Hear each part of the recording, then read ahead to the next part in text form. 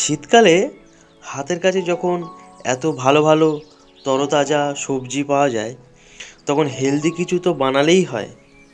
তাই আজ আমি বানাচ্ছি ভেজিটেবল সতে উইথ সস। এটি খাওয়া যেমন পুষ্টিকর তেমনই হবে টেস্টি। তো চলুন এটাকে বানানো যাক। এটি বানানোর জন্য এখানে আমি নিয়ে নিয়েছি ক্যাবেজ মানে বাঁধাকপি, গাজর, ক্যাপসিকাম, ব্রোকলি, আমার আছে কড়াইশুঁটি, আমি বেবিকর্ন নিয়েছি কিছু অল্প, আর আছে বিনস। এগুলিকে এইভাবে কেটে নিয়েছি, আমি দেখিয়ে দিচ্ছি আপনাদের। এটা আছে বেবিকর্ন, এটা আছে বিনস। আমি এরকম আড়াআড়িভাবে কেটে নিয়েছি, দেখতেও সুন্দর হবে। আছে কড়াইশুঁটি, গাজর, বাঁধাকপি, ক্যাপসিকাম। প্রথমেই গরম জলে এগুলিকে একটু ব্লাঞ্চ করে নেব। এই গাজরটা যখন একটু শক্ত তাই ওইটা আগে দেবো। প্রথমে গাজর আর বেবিকর্নটা আগে দেবো, পাট পাট করে বাকি সব সবজিগুলোই দেবো। বিনসটাও দিয়ে দিচ্ছি এর সাথে। গাজর দিয়েছি, বিনস দিয়েছি, এবারে বেবিকর্নটা দিয়ে দিচ্ছি। দিয়ে এটা একটু ফুটে উঠলে তারপর যে নরম যে আইটেমগুলো আছে সেইগুলো দেব। ফুটে গেছে তাই এখানে আমি ব্রোকলিটা অ্যাড করলাম,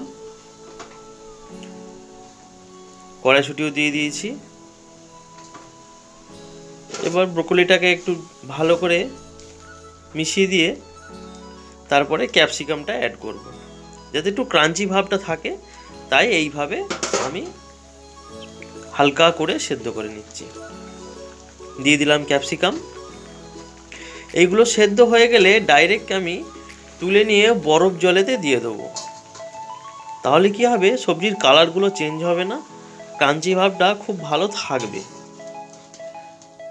আমার সেদ্ধ হয়ে গেছে, খুব বেশি সেদ্ধ করবো না, হালকা করে জাস্ট দিয়ে দিলাম বরফ জলেতে। কালারগুলো সুন্দর থাকবে, ক্রাঞ্চি ভাবটাও থাকবে। দেখতেই পাচ্ছেন কালারটা কত সুন্দর আছে, সবজির কালার খুব একটা চেঞ্জ হয়নি। সবটা সবজিটা তুলে জলেতে দিয়ে আবার ছেঁকে নেব। এখানে যে সসটা ব্যবহার করবো সেই সসের জন্য বেশি কিছু না, আমি এখানে নিয়েছি গ্রিন চিলি সস, ওই 1 টেবিল চামচ। এর সাথে নিয়ে নেব রেড চিলি সস, ওটা ওই 1 চামচ।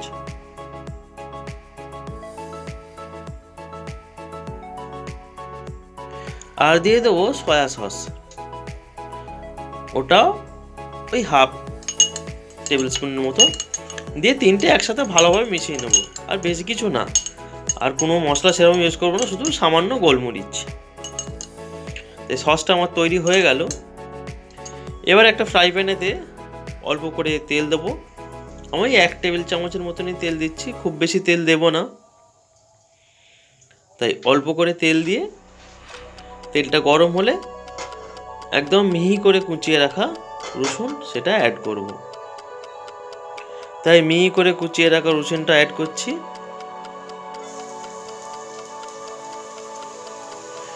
রসুন কুচিটা দিয়ে দিচ্ছি, দিয়ে একটু ভালো করে নেড়ে নেব। নিয়ে আমি কিন্তু বাঁধাকপিটা সিদ্ধ করিনি, বাঁধাকপির ক্রাঞ্চি ভাবটা আমি রাখতে চাই, তাই আমি সিদ্ধ করিনি। এটা এখন ইউজ করব, কারণ সিদ্ধ করে নিলে বাঁধাকপি নরম হয়ে যেত, ভালো লাগবে না। একটু ক্রাঞ্চি ভাবের জন্য বাঁধাকপিটা আমি এখন অ্যাড করছি। খুব বেশি ভাজবো না, যদি ক্রাঞ্চি ভাবটা সবসময় বজায় রাখার চেষ্টা করছি, তাই হালকা করে এর সাথে মিশিয়ে নিচ্ছি। নিয়ে এরপর সবজিটা অ্যাড করব।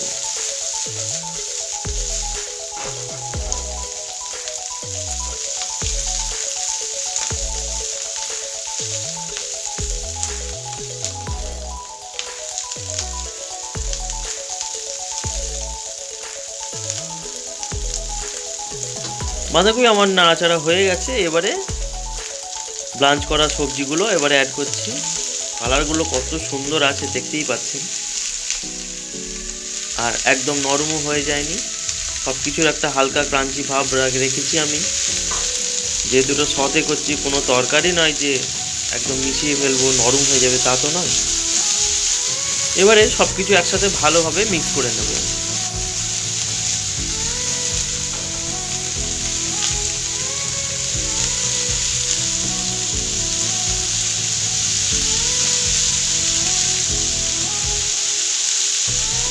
এইটা খুব একটা ভালো, কিন্তু ওয়েট লুজের একটা খুব ভালো রেসিপি। যারা ওজন কমাতে চান তারা এইভাবে খেতে পারে। এতে কিন্তু না আছে খুব বেশি তেল, না আছে কোনো মশলা, শুধু গোলমরিচ, কোনো গুঁড়ো মশলা নেই, খুব বেশি তেল নেই, খুবই পুষ্টিকর। দিয়ে দিচ্ছি লবণ, যে পরিমাণ বানাবেন সেই পরিমাণ লবণ ইউজ করবেন সবসময়। দিয়ে দিচ্ছি গোলমরিচ, আমি গোলমরিচটা ক্রাশ করে নিচ্ছি, যার কাছে গুঁড়ো আছে তারা গুঁড়ো ব্যবহার করবেন। তাই গোলমরিচটা দিয়ে দিচ্ছি, আর যে সসের মিক্স করেছিলাম সেইটাই শুধু যাবে, এক্সট্রা কোনো মশলা এতে দেব না। সিম্পল জিনিসটা হবে, খেতেও ভালো হবে, খাওয়াও খুব ভালো, বাচ্চাদেরও দিতে পারবেন, কোনো অসুবিধা নেই, যেহেতু সবই সবজি, কোনো মশলাপাতি নেই, সুতরাং সবারই ভালো লাগবে। তাই গোলমরিচটা দিয়ে আবারও ভালোভাবে মিশিয়ে নিচ্ছি। রেসিপিটা যদি আপনাদের ভালো লেগে থাকে অবশ্যই কমেন্ট করে জানাবেন, লাইক করবেন, শেয়ার করবেন এবং সাবস্ক্রাইব করতে অবশ্যই ভুলবেন না। আপনারা সাবস্ক্রাইব করলে তবেই আমি আরও এগিয়ে যেতে পারবো, আরও নতুন নতুন রান্নার কিন্তু পাবো। তাই সাবস্ক্রাইব করে একটু এগিয়ে যেতে সাহায্য করবেন। এবারে দিয়ে দিচ্ছি ওই সসের মিক্সটা। দেখছেন খুব বেশি সসও নেই, অল্প পরিমাণ, সবই অল্প অল্প পরিমাণ, খেতে কিন্তু খুব চমৎকার হবে, এটা আমি বলতে পারি। এবার যারা খুব বেশি মশলাপাতি খান তাদের ব্যাপারটা আলাদা, কিন্তু এটা খুবই ভালো জিনিস, খেতে পারবেন। খারাপ লাগলে অবশ্যই আমাকে জানাবেন। পুষ্টিকর একটা রেসিপি আপনাদের সাথে শেয়ার করছি, ভালো লাগলে অবশ্যই জানাবেন। এবারে দিয়ে দিচ্ছি সাদা তিল। সাদা তিল আমি দিয়ে দিলাম, এতে সবজিটার টেক্সচারটা আর একটু বাড়বে, ক্রাঞ্চি ভাবটাও খুলবে, ভালো লাগবে। যখন তিলটা গালে পড়বে খেতে অবশ্যই ভালো লাগবে। তৈরি হয়ে গেল আমার ভেজিটেবল সতে উইথ সস।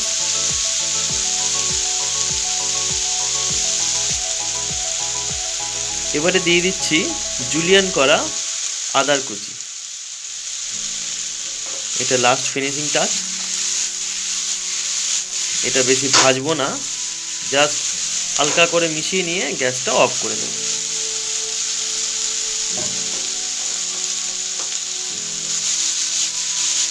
তাই মিশিয়ে নিচ্ছি।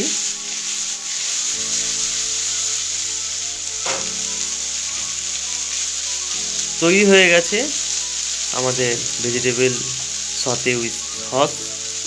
চলুন এবারে পরিবেশন করা যাক।